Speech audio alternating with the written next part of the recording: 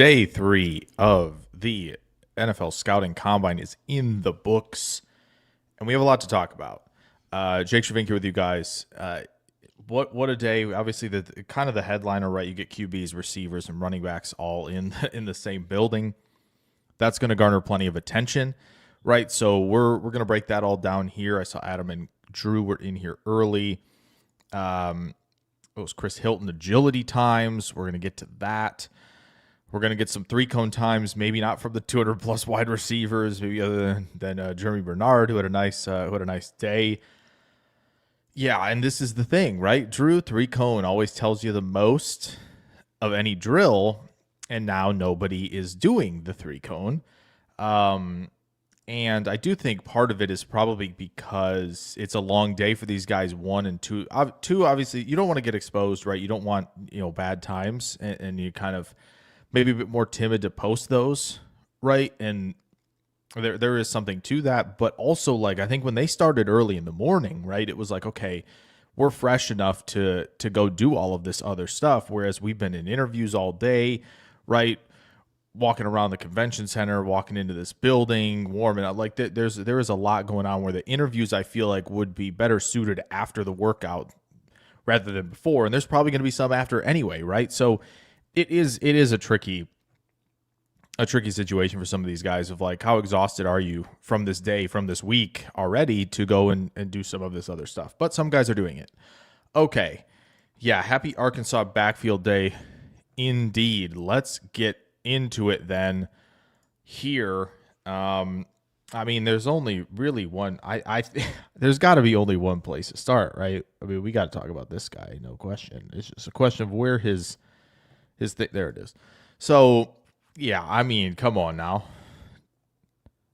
Did I see the tweet chart on the agilities? No, I'll pull that up though. I'll pull that up. But let's talk Taylen Green for a second, where, he's 6'6", he's 227, called himself a shooter, right? When he was interviewed, he was talking about, like, I wasn't a big man in basketball. I was a wing. Yep, I mean, it makes sense, right? It makes sense that he's a wing, right? Like his the speed, the explosiveness, he's jumping 43 and a half at the vert. That's a new record. Love to see that. 11.2 of the broad, that's a new record, right? And then he runs the 4.37 unofficial, and I think it ended up being a 4.36, which is just outrageous from a quarterback. And it's understandable that it's outrageous from a QB because you don't see guys like this. And if I remember, Lamar Jackson didn't run, so we never got to see that number. And Fields obviously, I think, ran at the pro day and it was around 4.4, right? So there is some of that for sure. But boy, you just talk about having a day for Taylen Green. I think the one thing with Taylen Green, right, you look at when you watch him, obviously the athleticism, the upside, there's enough arm talent there, right, to be excited about something. Whereas I think you could see it though when they were doing some of the throwing, right, when receivers were working on the routes, certain routes, it looked like the drop back stuff for him was a little uncomfortable, and it felt like he was a little, he wasn't on time when he was throwing some of those, and he was a little late, and you could tell he was, like, thinking about the footwork, getting to the drop, and then, like, all right, I got to aim and I got to throw this. And so it didn't feel like super composed and on time, right, when you look at Taylen Green. So that is something there when you look at him throwing on air where it's like, okay, mechanically, process-wise, we got to speed that up a little bit. And so it does make him a little bit more, raw as a prospect, where it just feels like, okay, this isn't a guy, he's definitely not starting right away, right? He needs to be given the Malik Willis treatment, probably what Richardson should have gotten, probably what Lance should have gotten, of, like, let's get all of this stuff down. Feels like a potential Rams guy, right, where they take the swing since they have all the picks to do so, and see what happens in a couple seasons. If you don't have it, then you go again, right? So, yeah, I don't know. It is interesting that you get numbers like this, and it's good that the one thing is I think people are going to go, oh, well, he should, let's try to convert him to tight end. He'd have to carry a lot more than 227, right? Whereas, like, Logan Thomas, I know, is like the easy comp. Everybody talks about Logan Thomas every year because he converted to tight end. But Logan Thomas was like 240 plus, if I'm not mistaken. So it's just, again, it's you see this and you go, okay, we're putting ourselves in the kind of Richardson, Fields, Lance bucket of like, and Cole Payton's probably in this bucket as well, of guys who, okay, we've seen some upside, we've watched you play a little bit, and we see sometimes of the rhythm, the accuracy, and being on time and all this stuff, but you can just tell that the process isn't always there, immediately. So with Taylen Green, I think is a really, really good example of it. I'm going to find Cole Payton's here in a second. I saw his. His is also really good, right? 6'3", and 232, and he, 40 in the vert, 10-10 in the broad jump. Those are both 99th percentile. Runs a 96th percentile on official 40, right? Like all of that stuff, awesome, right? So I do think, like, again, Cole Payton's kind of in this realm as well, where, he doesn't have that many starts, right? He waited his turn. It took time for him to finally be the starter at North Dakota State, and then, kind of have to, we're going to have to build on that one season he had as a starter and kind of go from there. So, he's going to kind of, again, be in the same boat as I mentioned, again, like Taylen Green is, of guys that just should be, we're sitting for a year, could be day 2 guys now, and kind of leave it at that as we, kind of look through some of the others. But when it comes to, the QBs throwing on air and all of that stuff, when we're talking about, Ty Simpson had a big statement to make today. Nussmeier, Klubnik, Aller, right, guys like that, Pavia, everybody, we don't need to do that. I don't think. But yeah, no more getting Taylen Green around 5. That's probably true. Did they make them do the goofy arm strength drill again? Oh, where they throw at that screen? I don't remember them showing it on the broadcast. I was kind of in and out watching it a little bit. I don't remember them doing that. I don't remember if we got the initial airspeed on some of those. If that's indeed what you're talking about, Adam. But I don't think so. So yeah, I mean yeah, that initial airspeed stuff is fun. But yeah, I mean when it came to Nussmeier, I thought he looked fine. I think Simpson looked fine. Simpson underthrew a couple deep balls, which that's kind of that was kind of in the case. Yeah, they threw out the pad and the radar gun. I don't remember seeing them do that. I could be mistaken though. I don't remember seeing that drill come up. So maybe they did it away from the cameras and they haven't showed it yet and they're going to do it later, but I don't remember seeing it. So, but when we talk about the guys like Simpson and Nussmeier, who I think were fine, throwing the out routes, the corner routes, like all that stuff, the deeper routes, right? Like all that, they were fine, right? They were doing okay, right? Like that was totally fine. But I feel like Klubnik was a little bit off. You could see that Pavia's ball was floating way too much, and Aller looked like he was aiming the football a lot and wasn't throwing naturally.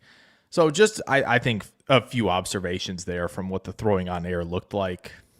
It again, it is what it is. I think, they played up on the broadcast like, oh, if you look good, you never know, right? Like Stroud looked good and Herbert looked good. And it's kind of like, well, yeah, those guys were in round 1 as they were going out there to do that, right? So I don't think any of these guys are really, I mean, Simpson, they mentioned it, that he's like kind of in the round 1 discussion, right? They brought Rap Sheet on. I think it could happen, right? It could happen. Arizona come back into round 1, right? Rams, goodness sakes, their second first-round pick. Like, are they going to do that? I don't think I would if I were them. I don't think that, like, I'm trying to break down the door into late round 1 to make sure that I'm getting one of these guys. I'm not going to trip over myself if I'm the Rams. Like, if I were the Rams, I'd rather much go get Richardson and see what we can do there, right? Rather than take one of these guys, like, late in round 1. I think the Rams should be more on, two players that are going to play early, right? Because they're in the window they're in and Stafford's coming back. So Arizona, they're in that realm. I'm trying to go through the tankathon and just double check where I'm at with this, but it just feels like for these guys, like Jets at 33, perhaps Arizona 34, I mentioned. Cleveland 39, I guess. Miami 43. Like, are they back that far that they're going to want to come from that far back to go get a guy? Maybe. I don't know. It just feels like that. It it has the feeling of 2022, but but with a number one overall pick, right? 2022, where really nobody's moving up for anybody. I don't remember if Ritter and Willis were traded up for. I don't think they were, but it was Pickett at 20, then like 74, I think, for Ritter, and Willis was like 83, or those could be flip flopped. But I just don't think we're gonna have the trip over yourself stuff, because I feel like Dart had a little bit more, right? There was a little bit more juice with Dart in terms of what you saw in the Mississippi offense. Granted, it's a Mississippi offense, but like, I don't think, we're going to sit here and go, man, like, our team's going to be just trying to climb over each other to get into round one for one of these guys. Like, I just don't think so. I really don't think so. Simpson confirmed being kind of small. Guys seem to have injury concerns. Yeah, I mean, and again, the starts, right? He's got, 13 starts or 15 starts or whatever it is. Like, him and Peyton just don't have a lot of starts. And so that inexperience has been an issue early on for teams. Adam Huddle feels like the Rams go nuts round 2 than Simpson. I would think so. Yeah, I don't see why they would be in just dire straits of, like, players that are going to be available at, I don't, at 29, you're sitting there with some good corners at the top of round 2, Chris Johnson being one of them. Like, I think, if you go tackle corner, if you go Styles or Downs in one of the corners, you get a tackle, like any mixture of that. Emmanuel McNeil, Warren, like, they're just going to be guys for them that they can put into their lineup, like, and guys who are going to start rather than taking the QB at 29. Like, I just don't.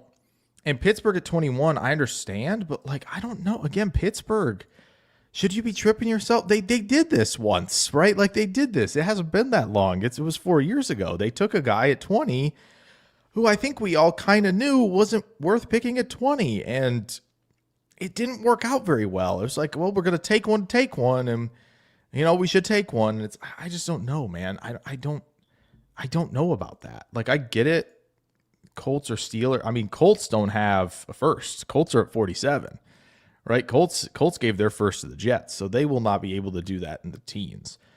Yeah, Pittsburgh at 21 is going to be kind of that favorite thing, or probably, again, Arizona coming back into round 1. Like, those are probably going to be the two favorites in terms of the spots where they're going to come up and get guys. Like, that's probably it. Taylor Bell before says, what player should the Packers pick at 52? 52nd overall. It's tricky, right? We don't know who's going to be there. It's much easier to project, obviously, with last year, right? Green Bay was at 23, right? And it's like, okay, well, the receivers, maybe one of them, like Golden, could get there, or, Harmon, it's possible. And then, we talked about Simmons, we talked about Connerly, right? It felt like there was a nice grouping. This one, kind of all bets are off, right? I think I'll try to do this as succinctly as possible here for your question, but Chris Johnson, right? If he's there, San Diego State corner, he's in that realm, right? Oh, position of needs. Yeah. So, like, I think, again, I think corner, right? Chris Johnson, Davison Igbinosun, maybe. He's kind of like teetering on whether or not, like, the thresholds are exact for him. I was having a chat with this. With, like, certain players. Again, Dalen Everett's a fit for them now based on all that. Like, I just don't think he's a 52 overall guy. Obviously, Colton Hood, if he gets there, I don't think that's going to be the case, right? So you're looking at, like, Will Lee, Julian Neal later, I think, than round 2. But round 2, otherwise, like, again, the D tackles, if they want to take Dominique Orange, they probably can. If somebody like Hunter or Christian Miller fall there, I think those two would be in play, of course, for them. And I think, again, so DT corner, linebacker, obviously, I think a big one that, maybe we don't want to talk about as much, but it probably could be Quay Walker-Walks, right? Like, if he walks in free agency, they're not in a great spot. Like, Jacob Rodriguez, maybe a little smaller than you would want at that position if he's going to play Mike, but he is always around the football. So Jacob Rodriguez, Texas Tech, definitely. Anthony Hill from Texas, definitely in that realm of possibility. Jake Golday, Cincinnati, potentially in that as well. Like, it does feel like there's a really good grouping of linebackers that they could definitely take a chance on at that spot. Like there are a couple of them I'm not like totally sold on right when it comes to the line, but linebackers definitely in play. And I definitely think you should be familiar with quite a few of them. Josiah Trotter, the other one that I was trying to think of that wasn't coming to me from Missouri. So like those guys are probably the guys that you're thinking of in play at linebacker at 52. Again, center, it's possible they do center. It's possible they draft a tackle to be a guard, but like I'm trying to think of like tackles that could be there at 52 that I would want to kick inside. Like I know Dunker's going to be a popular one, right? That's not shocking. Or again, I think Adam Huddle kind of talks about here, like a falling DT, right? I think one of the top 5 consensus defensive tackles, a corner, a linebacker. It feels like, unfortunately, like when you look at this, unless they really like want to go safety, right? Which I don't know why they would for like, again, 3 safety looks. They still have guys in that realm. I just don't think that's, I get that. You don't want to reach for anyone, right? Yeah, it's just it's going to be tricky because they might feel more confident in the corner room than we want to be. So then guys like Charles Demings from Stephen F. Austin, who's a good fit, could be in that, day 3 type of deal. It's tough. Like Green Bay could start the center run. Like they could start it at that spot. Like they could 100% start it. Sam Hesht, Connor Lew. I don't know about Slaughter. Slaughter iffy for me. Jones. It's just the centers. Maybe Brian Parker if they like the guy from Duke who's played tackle and would kick. That's kind of like the that's kind of the same thing as Graham Barton, right? Like he's played left and right tackle, and then you just kick him inside to play center at his size, where he's like 6'5", 305. We'll get those measurements tomorrow. So yeah, I think it's gonna be tricky, right? Hood would be nice, but we'd probably need to trade up. Yeah, I think so.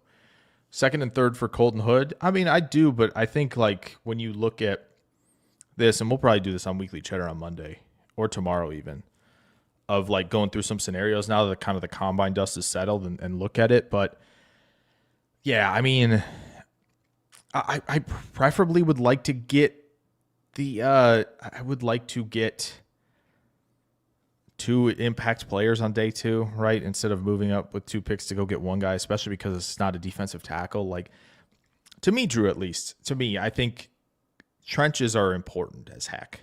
And if they can take care of that, they go D-line, O-line on day 2, I'm not going to be upset about that, right?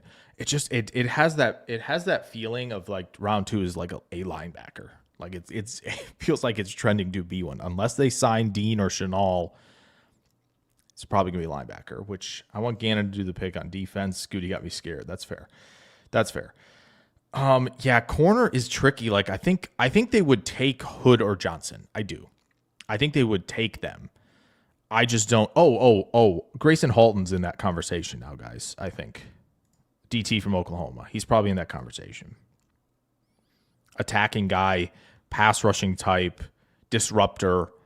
Like if they're comfortable with him at like the 290s, that could happen. That's the one I would be like, okay, yeah, I understand the process there, because there are a lot of nose tackles that they can take later unless that, like it does feel that way. So Sam Hesh is center 1 now. Yeah, I buy that. I just don't like the DTs. I agree.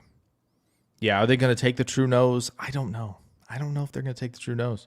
Clear pick at 52 is a receiver. Well, I'm glad that you said that, because now we can talk about the receivers. Okay. So let's do that. Let's talk about a few of them, because you never know. You never know. So I know there was a lot of talk yesterday about, Makai Lemon and how silly it looked and how he was answering questions. It was a little strange. And it's like, yeah, but man, that might be, the alpha at wide receiver 1 that you want.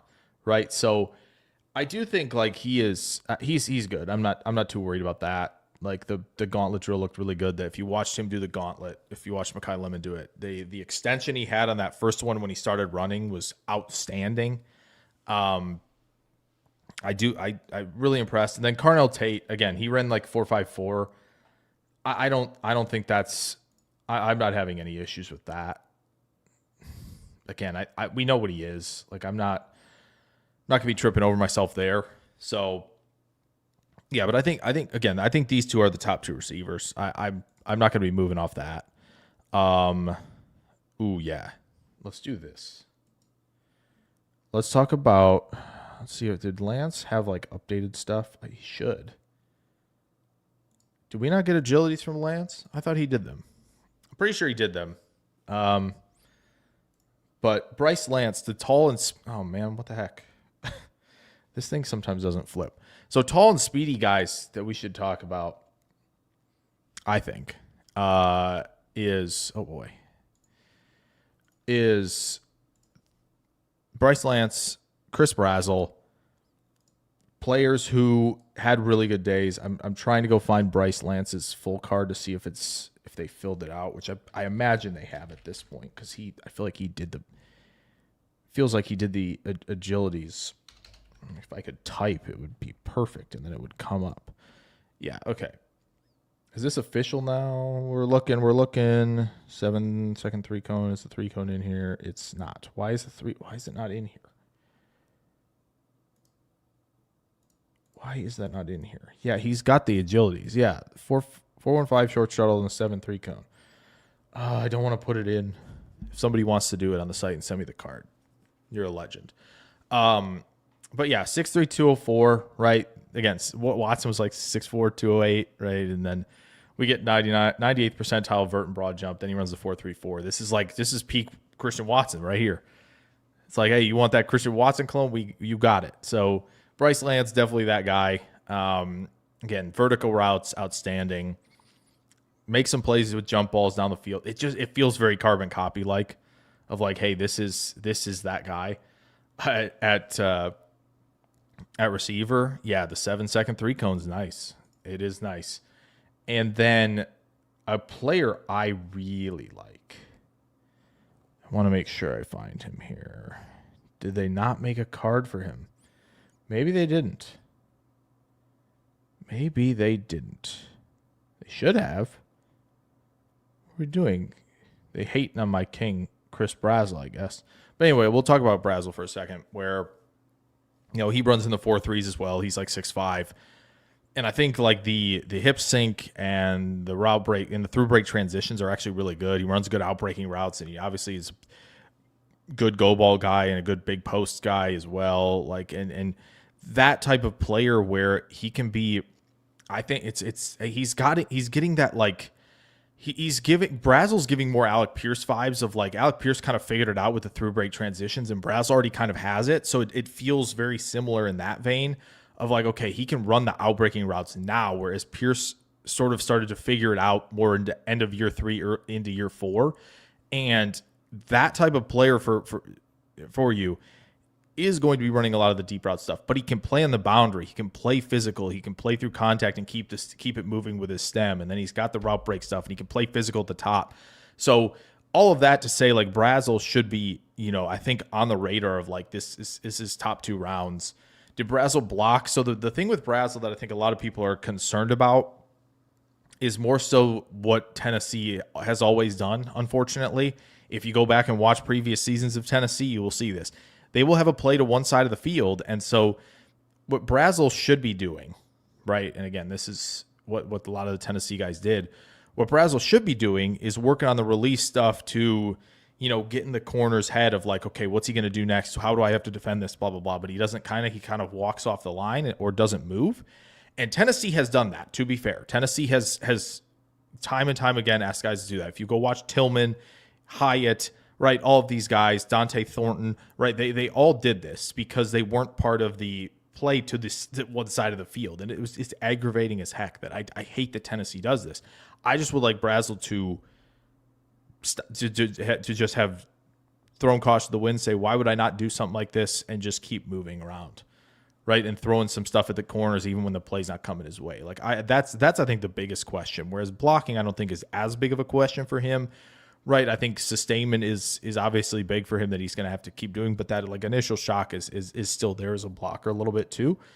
But yeah, I mean, Brazel I think is impressive. I just again don't see the card. I was kind of hoping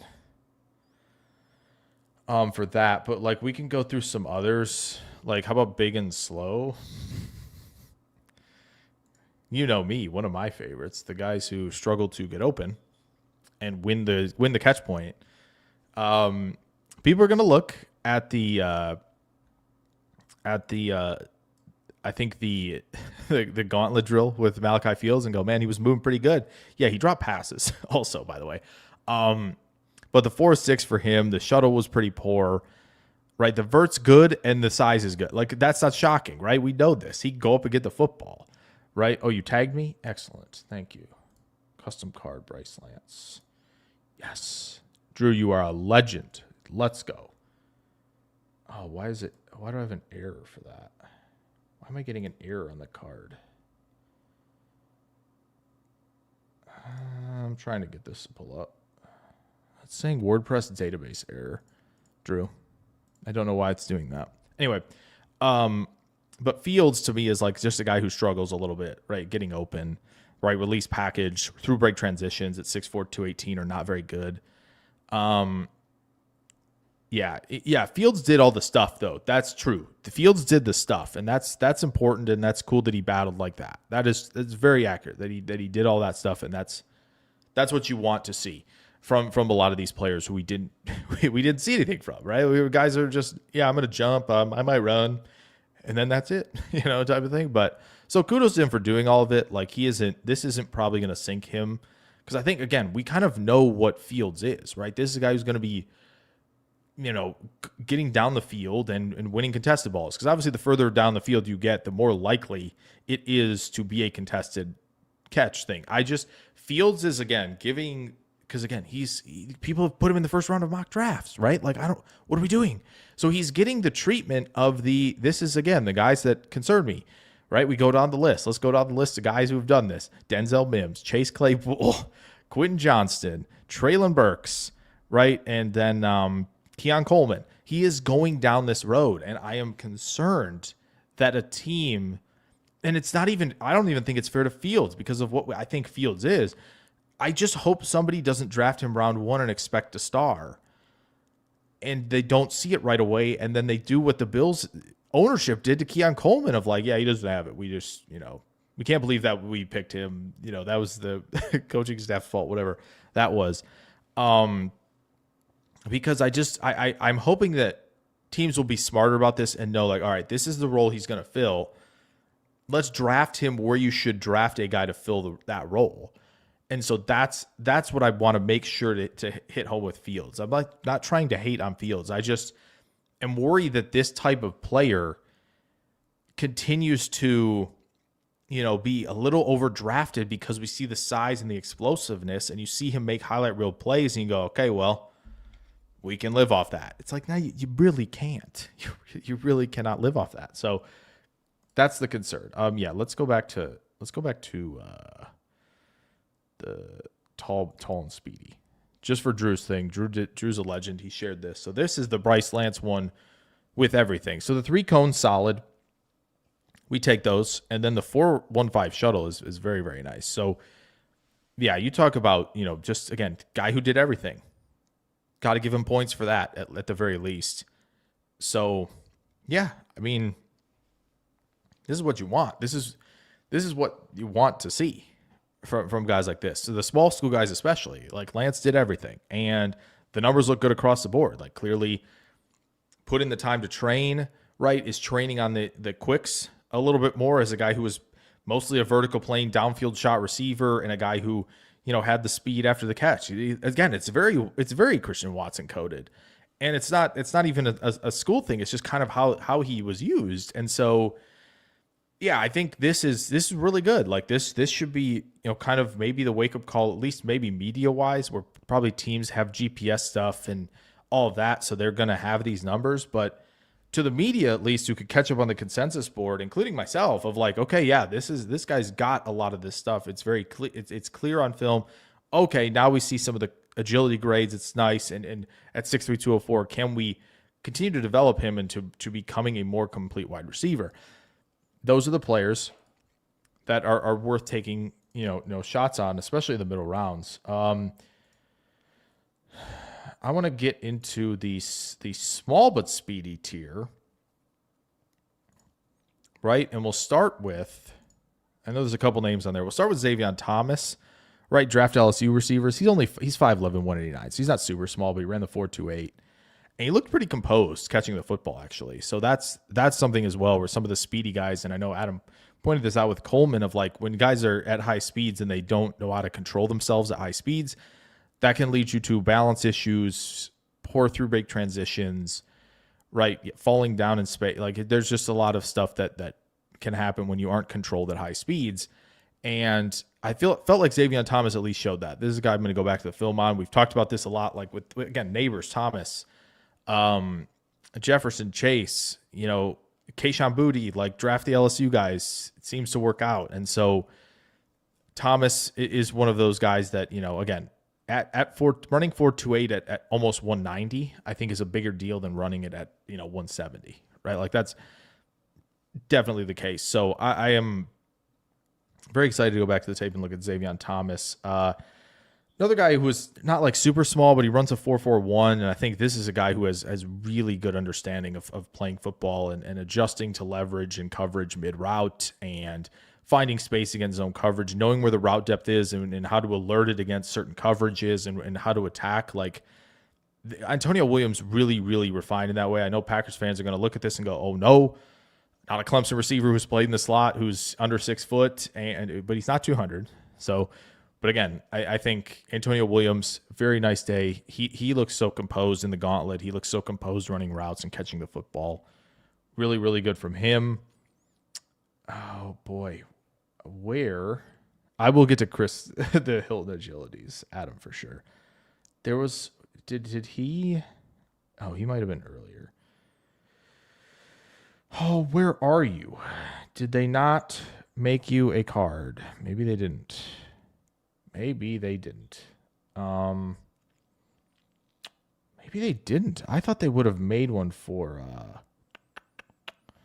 Zachariah Branch, but Branch ran fast, right? I think he was like mid 4.3s. So I want to say 4.36 was what Zachariah Branch did, and then obviously you have what 164 pound Brendan Thompson running the 4.26, which is a great number for him. Like that's his calling card.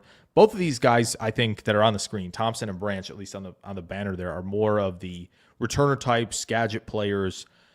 But I think Brendan Thompson, when you watch him kind of vary the pace a little bit against off coverage when he's playing on the boundary, which he did play in the boundary, to be fair, at Mississippi State, that you see a little bit of that, plus tracking the football down the field. He doesn't look uncomfortable doing so, right? But obviously, again, playing through contact and all of that physicality, that's going to bother him, especially if he's 164, right? We're talking about Tutu Atwell, Dwayne Eskridge type of stuff here with Brendan Thompson. And then Branch, it's just like the movement skills are so good and very, very Percy Harvin coded when he has the football. It's just he's not Percy Harvin coded before the football arrives. Okay, like he can go elevate for the football, and that's really good. The explosiveness shows up. He can high point it, but it's more about like the routes. And, he's running straight across the field when he's running the slants and running the drag routes and the crossers, right? Like he's doing all this stuff where he's not stair stepping or he's not threatening leverage. Guys will be able to stay in his hip pocket because he doesn't have all this, the release, stem, footwork, all that stuff that I just don't feel like he has at the moment to get him the ball more often. And that's, again, why Georgia didn't really give him a lot of those opportunities, because I just don't think they felt like he had a good grasp of how to do that. And it didn't really change from USC. It was just more of like, okay, I'm going to go join a better team and see if I can go win. And so, again, I think, I think it's fine to be a fan of Branch. I just think at a certain point you have to be, right? Like it's not like I'm a fan of Branch, we're taking him at 20. I don't think we should take him top 50 either, right? Like, so Branch, I think, and Brendan Thompson are going to be more like specific skill sets. Again, like Brendan Thompson can hang around the league as a Tutu Atwell. He probably can, right? And then Branch kind of hangs around as a Marvin Mims potentially. That can work, right? We can find spots for those guys, but we're not going to give them, the keys to the car at the receiver position. Another guy who did do a lot of stuff that I figure we should talk about is this guy, because I think there are going to be a lot of questions about him the longer we go into draft season, is Jeremy Bernard. He did all the stuff too. The shuttle was 52nd percentile, but that 3-cone 6.71. I'm glad I said the 1 at the end. Goodness sakes, we don't even need to get started there. But Jeremy Bernard, another guy who, you watch him make some highlight reel plays at the catch point, right? You saw him moss the guy in the Oklahoma game in the playoff. And another guy who I think is just more sound at route depth and timing and break points and finding space against zone coverage and recognition skills against coverage. Like all of that stuff is like, the 4.48 is really nice for him. I don't think he's that fast on film, but again, a guy who just can kind of do the dirty work, run some important routes for you, while also, again, just not probably overwhelming anybody athletically, even though he kind of did here, right, as a 903 unofficial. But I think that this is a guy who can hang in the league for a long time and play, and that's the kind of guy where it's like, okay, you put him in the 3rd round and he's a quality player who can spot start, and he's going to, stick in that rotation for quite some time, and he's going to provide value. And I think that's the round 3 is, I think, where you start to have that conversation, right, about those type of players, right, of how you grade and how you project and do all that. So Jeremy Bernard, important week for him. I think he aces it. Let's move on to a guy who I think is, again, about checking boxes at the combine. Where is he? I know I saw his. Here it is. Okay. But this is the other thing of what I'm talking about, of like, okay, like we aren't doing everything here. And I don't think he's still done anything, right? From what I can tell. Right, I'm like refreshing wide receiver 3 cones. I still only see 1, 2, 3, 4, 5, 6, 7 3 cones. Bryce Lance and Antonio Williams both did 7 seconds. Fields was a 6.98. Weetjen a 6.95. Vinny Anthony did one at 6.86, and then Bernard, who we just talked about. And then the shuttle, was it also 1, 2, 3? No, Boston did the shuttle. So 7 guys did the shuttle. I don't understand. Why aren't we doing more? I feel like Cooper would be doing great in the agility numbers. I'm very surprised he wouldn't do them. Anyway, Omar Cooper Jr. coming in at 6'0" and an eighth, 196. Good there, buddy. Good there.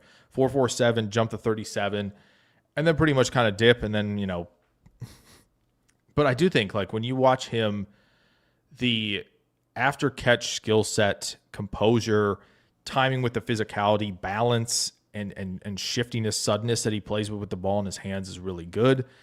And again, he also wins up and through contact as well at the catch point. Like he definitely did that, right? The composure and control he plays at the catch point obviously can be evidenced by that game winner against Penn State, right? Where it somehow gets the foot in, doesn't even make sense. So he is more of that guy who's like, okay, in the slot, do we have more of a plan of attack? Can we be sharper? Can we play on the boundary? Like all of those things that he'll probably have to answer a little bit of when he gets to the league. But one of my favorites, him and Brazel are kind of the guys after that first, that tier 1, tier 1B tier. Those two are probably my favorites at the moment. Let's see. Hoping Stribling eventually does a 3-cone. Oh, here was Branches. My fault. I knew it was there. Dang it. I thought I saw it. So he was 5'8" and 5/8, 177, runs the 4.35, jumps the 38, 10.5 in the broad jump. Like, yeah, those are good numbers. But again, we kind of had that conversation of like, okay, is he gonna be that dude? So Fields we talked about. Deion Burks falls in the small but speedy category as well. I think 5'9" and 3/4 at 180. Really fast, really shifty, open field player when he can get him the ball. I just don't know I think a lot of people are using the quarterback offense excuses type of thing, but if he isn't adapting to it, that's kind of a red flag as well. I know DJ really likes him and has him in his top 50. I've just never. I don't think I'm going to be in that headspace, at least from what I've seen from him to this point. I'm trying to think of other receivers that we need to cover here as we're 40-ish minutes in. Bell ran a great time. I think this is who we're talking about. Skylar Bell, yeah. I mean, jumping out of the gym, 41 in the vert, 11-1 in the broad, runs 4.4, 6 foot at flat, 192. That's around what we thought. I think that's around the JSN number. That's around the Olave number, right? That's pretty good. But the guys who have Skylar Bell's in a weird group of guys who in that, competition step down just really haven't found it in terms of like crossing the 3 yards per route run, I think, or 2.5, 2.75, something like that, where Sky Moore's in there. And there's a couple others that are escaping me, but there's like a group of like 5 or 6 of them that, we're very well liked coming out of school, and just the competition stuff, it didn't seem to elude them very much. But Skylar Bell was, again, that finalist for the Biletnikoff. Like, the production's outstanding. So again, I'll be rewatching him. I'll be rewatching most of these guys because of the Cheesehead TV draft guide. So to have kind of that complete picture, Jeff Caldwell, I think, is worth bringing up. Right, 6'5", 216, runs a 4.31, jumps 42, jumps 11.2. Goodness sakes, gonna have to watch. Gonna have to get to his film. His might be one of the first ones at receiver that I go back for. So there is that. Caleb Douglas, a nice day. He's 6'3.5", 206, runs a 4.39. Let's see here. There were a couple others. Malik Benson ran well. I know he's 6 foot, 189. Like, that's perfectly fine to me. He's the guy who hit a lot of good yards per route run metrics. So that's somebody I would be very interested in. Adam mentioned the 3-cone and the shuttle times for Hilton, who that showed up, and those numbers were not ideal. I think this is 25th and 26th and 28th percentile stuff. So, yeah, I mean, again, not everybody wins here. Stribling. Yeah, let's get to Stribling. I'm gonna find his. Is his here? Yeah, it is. So Stribling is he's interesting because when they were like working to get him the ball in some high leverage spots, they moved him inside to be like kind of a big slot, and he's 6'2", 207. Like, he blocks his butt off too. Like, he is a good blocker, and he has that vertical threat to him. He has that, angle erasing burst when he has the football. So there is some things to like. I didn't love the shoulder plane stuff that he was doing when he was running routes. He was a little telegraphy to me. But again, these numbers are really good. And so he isn't like, again, he just isn't overly sharp per se, but again, linearly, with the toughness, with the catch point stuff, and with the blocking, that profile and that skill set has value, right? Because if you put him in the slot, right, or you have him as an insert blocker, if he becomes that good of a blocker where you go, he can do Nakua stuff where we're insert blocking and he's taking on linebackers, then because of that linear speed, what you can build off of that with him on the crossers, and also obviously you could give him post stuff and slot fades and all of those things with how he plays at the catch point and that linear speed, there is something you can carve out, especially if you can win the ball at the catch point, right? Like that, that's something that we can work with. So Stribling, yes, a very fascinating profile, and then you put the good numbers in here. Definitely somebody that I think you should pay attention to. Jacoby Lane's another one, right? 6'4", 200. Looked really, really good in the gauntlet, like extremely good in the gauntlet. Like, he went right before Lemon, and those two back-to-back, outstanding. He made some great catches in the on-field stuff, tracking the football, right, winning downfield, like all that stuff of like just how composed he was catching the football. And again, he made some incredible plays, excuse me, down goodness sakes, I need some water. I feel like I haven't taken a breath in 45 minutes. But again, just making some crazy plays on the sideline. Jacoby Lane was like that. That was so good for him during the season, right? As a vertical plane guy, again, a vertical playing guy who can get you high EPA stuff and can create explosives and win at the catch point and be composed at the catch point, body control, sideline awareness, right? Catch and turn away from contact, shield yourself going to the ground so the ball doesn't pop out. Like all of that stuff that I think he does well, combined with, again, a profile that shows you he's explosive, he's fast, he's bigger.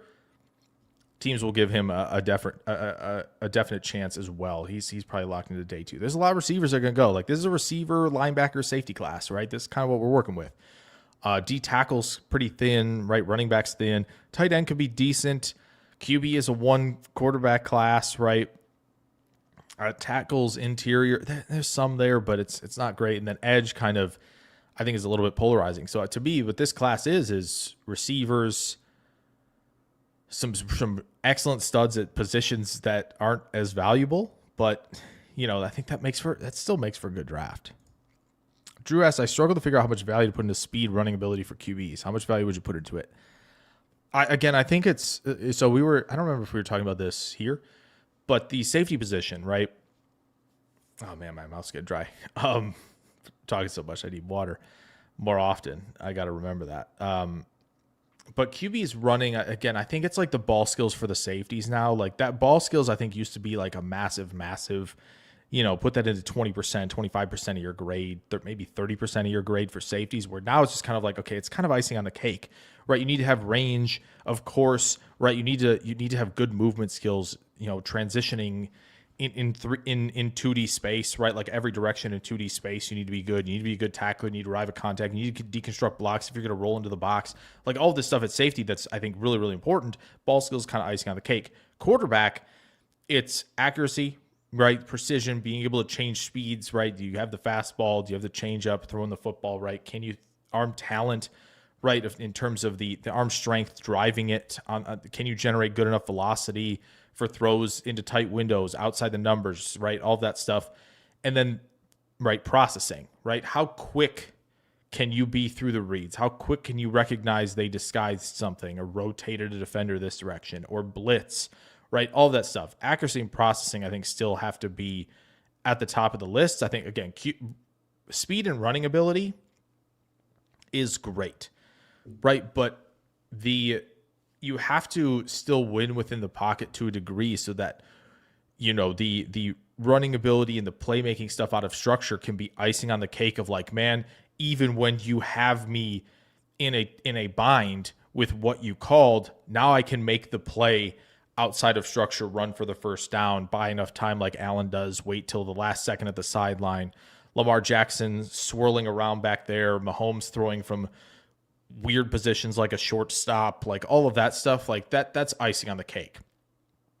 Mahomes made it look like that was the primary thing, but in reality, his processing speed is super, super high. The recognition skills of what, the motion and all of that they worked into their offense, of like how that affected defense, and he knew where to pick spots.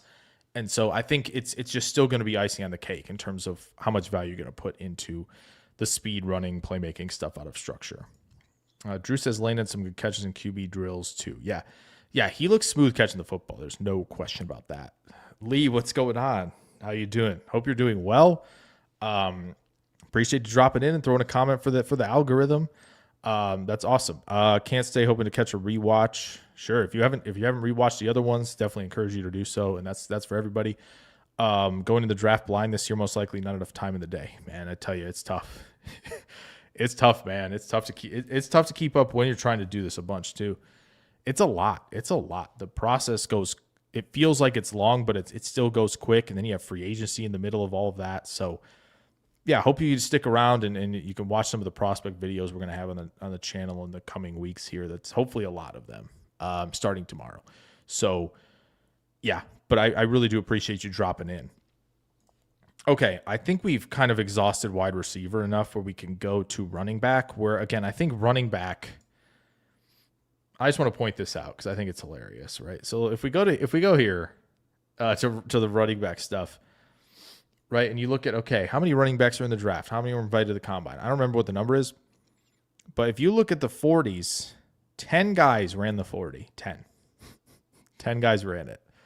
Both Notre Dame guys did run it. Price, a nice number at 4.49. Robert Henry Jr. is somebody I would encourage people to watch from UTSA. Emmett Johnson, not a great time, but I feel like he's still more explosive than the 4.56. Eli Heidenreich is really interesting from Navy as sort of a kind of do-it-all playmaker. Claiborne from Wake Forest has that level of speed and explosiveness. And then you got the two at the top that I think everybody's going to talk about, right? Also, if we look at who the running backs that did the 3-cone, just Emmett Johnson. It's not a good number, but just one. And then four did the shuttle. Man, we're just not doing stuff. We're just not doing stuff. But yeah, Jeremiyah Love, I mean, man, what else can we say about this guy, right? Like, what else is there to say? I'm going to try to pull up his card here. If he has one. Does he not have one? Really, guys? Really? Okay, maybe he doesn't have one. Anyway, Jeremiyah Love, I mean, he aced it, right? We talk about, coming out running and showing he's got 4.3 speed. I think we kind of knew that, right? You go watch him where, man, like you watch Pons, right? If you've watched Pons for 2 seasons and you go to that game in the playoff to kick off the 12-team playoff the previous season, and you watch Pons as kind of like almost like the last line of defense. He was almost playing safety on the play. And he's got to get over there, and he can't catch him. He can't catch Jeremiyah Love at 212 because the explosiveness is so good, and the stamina to finish runs like that is really impressive. And then you combine that with a guy who I think delivers blocks really well, the second level especially, doesn't let guys back into plays on some of the zone read stuff, right, where the edge rushers are trying to kind of surf technique, right, where they're trying to take away both, they're trying to get you to make a mistake. He doesn't let them back into play. He's contact balance is outrageously good. He's got that wicked spin move that he can leverage into off of things, and he's got quick feet on top of it. Like, he's just kind of really built to do everything, and man, he can run routes. Like, he showed it catching the football today, right? Like, it was really, really good. And you watch him on film, first game of the season, Jeremiyah Love, Keontae Scott in the slot. He beats him on a sail route, dives inside with the initial release and stems vertical, wins on the outbreaker. If the throw's on time, he might score. And that's just ridiculous. So him and Love and Mike Washington, who we'll talk about here in a second, like when you look at speed scores, right, which is speed for your size, they're in a great range of outcome players, right, which I think we kind of knew Love was going to probably be in that anyway, even if he didn't run the 4.36. But Mike Washington is in this conversation of like, okay, he at 220, well, let's just pull up his, where is it? It was all green. Where let me find that. Yeah. So him, where am I? Share this tab. So Love aced it. Mike Washington, right? Goodness sakes. I mean, 6'1", 223. I made a joke, Packers fans, of like going linebacker, running back to start a draft, and Washington's the 3rd round pick. 4.33, 39 in the vert, 10.8 in the broad jump. Both of those are 94th percentile and above. Yeah, I mean, he looks smooth and glides, and he can run away from guys as well. And I think he isn't always the most consistent runner in terms of processing where the leverage is and the second level stuff, but the way he can kind of, when he's going to bounce runs outside, the way he can transition from north-south to east-west with very limited, pretty much wasting almost no movement. Like, I think he is, just in that realm of guys where you want to add him to a roster. And so is he going to be RB2? It's possible. I still think Price and Coleman and Johnson are probably all in that discussion, but he's obviously earned his way into this discussion. He was outrageously good at the Senior Bowl, then comes and does this. It's a running back class that we feel like is a 1-back class. Maybe he makes it the 2-back class. Very understandable if so. And it was cool to see Washington get emotional after a run like that, right? Where you could tell he put everything into it, and that's cool stuff. And that's why they'll keep the combine around, even though I think they should be, like last year, someone tweeted this that was like, they were showing us like tracking data, right? The miles per hour at the gauntlet, but through other drills as well, they were giving us all that data. And someone was like, why are you giving them this? And so they're keeping it from us, I think, a little bit more. I think they still shared some of the gauntlet miles per hour, right? But I don't think they're sharing all of it. But I think when it comes to, the combine and everybody gathering for something like this, like players like Mike Washington, who gave it everything out there and got emotional because he knew he ran the good time and he's going to be in a really good position now to maybe be running back 2 off the board. As I said, like it could be very possible. So I think that's really, really exciting for a player like him. And I hope everybody who hasn't been diving into the tape on him does so. And I have some work to do on that as well. I think 3 games is a nice little benchmark, but I feel like it doesn't tell the full story. So that's why I try to get to me at least to get more games in, at least for positions that I feel relatively comfortable about. So am I including him as an Avenger? It's going to be hard not to, just because of the speed score being so outrageous. He probably will make the Avengers squad in terms of the combine there. So, yeah, but I mean, other guys that we mentioned, Heidenreich, like 4.44 at 198 is pretty solid. He's kind of the more offensive weapon type at this position where it's, could he do some receiver stuff? Probably. Could he be running back? Yes. That creates some fascinating opportunities for him, I think, as well. Adam Randall from Clemson, he's kind of more of the high cut guy at 6'3", 232, and the 40 was solid. The shuttle and the agilities, I'm not surprised that he didn't do the other one, just because when you watch him in some of the drills and the movement stuff that they're doing, you can see that Randall often struggles he has to kind of gather himself with extra steps to change direction. And so that is kind of builds you more as a linear one cut type of runner, where it's harder for you to, make guys miss other than with the size and perhaps the balance, right? And so that can maybe limit him a little bit of what his role is going to be and maybe prevent him from being a lead back. But still a solid day from him, at least testing-wise. Seth McGowan jumped, 131, which, like, he puts himself in let me see if I can find the tweet. He put himself into, like, outrageous company, but also with another combine warrior who is in that list of, like, that's good. Okay. So, like, by the way, this guy also tweeted, it's like above a 105 speed score is often a good benchmark for these running backs, that Love and Washington both hit. Here it is. Ryan Heath, you should follow him. A lot of great stuff from Fantasy Points data. Breast broad jumps by running backs at the combine since 2010. So you got Daniel Lasco here, the Cal running back. If you remember him as a workout warrior, you would definitely know that name. Jalen Wright, Quinshon Judkins, Seth McGowan, A.J. Dillon, and Alvin Kamara. So all of these guys, as he mentions here, but Lasco, were off the board by round 4. So just something to monitor, I think, with McGowan of like, okay, these are good numbers for him, and he's a bigger guy at 223. So, I think just kind of, be watchful of that for sure. Any other backs that, again, there were just not that many backs. Obviously, Price is in the conversation, right? 5'10" and 5'8", 203, runs 4.49. That's fine, right? But he's another guy who looks in the drills of just like the change of direction, the ability to gear down and change, not quite gear down, but like change direction, use the footwork, slalom the feet without really losing much speed. And that's, again, every millisecond counts in this league of like the process plus athleticism and the coordination of making both work together at a high level. Like he is one of those guys. I truly, truly believe that. And then, Emmett Johnson, who again is another guy in the race for RB2.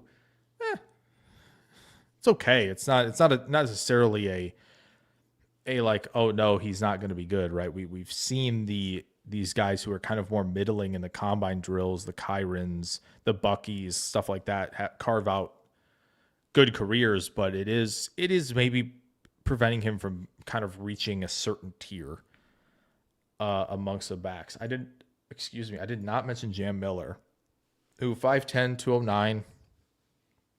Good speed. The explosion stuff, not ideal. But again, he's in that 70th percentile right now in terms of athleticism. That's okay. Yeah, he battled injuries a lot, and there were really some high-level stuff from him on film in terms of, staggering the feet to help blocks develop and then attack a crease or press the line of scrimmage enough to bounce outside. Like, he was doing some really good things on film. It just wasn't very consistent. And that's something that, like, if he hadn't gotten hurt, we would maybe have seen more momentum and, like, him repeating a lot more of that stuff. And I think we'd be maybe talking about him a little more. But he intrigues me quite a bit. But again, it's just more of a consistency thing in terms of how he runs to this point. Well, that might do it for tonight's show. Right at an hour. Nothing wrong with that. Right? We've done a little earlier. Feels good. And tomorrow we got the big boys, O-line. So we got to be back here for that. And we might kind of put this week in a bow, which is exciting. Goes quick, of course. We're already done. I might just have it back on while I'm over there watching some players and stuff. So, but yeah, always a fun week, and I appreciate everybody.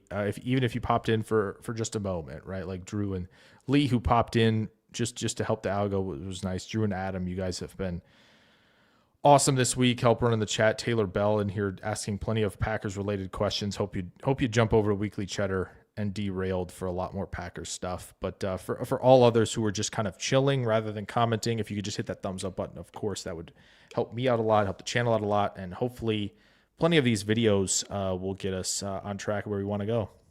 But as always, thank you guys so much. Have an awesome evening. Drew, thank you as well for that Bryce Lance card. Hopefully I can kind of build these out a little bit tomorrow for the O-line if they aren't there before I go live. But I appreciate you for taking that initiative there and helping me out. So, yeah, we'll have eyes on all day, starting at, noon? Noon Central, I think. So, yeah, 12 Lambeau time, and we'll go from there.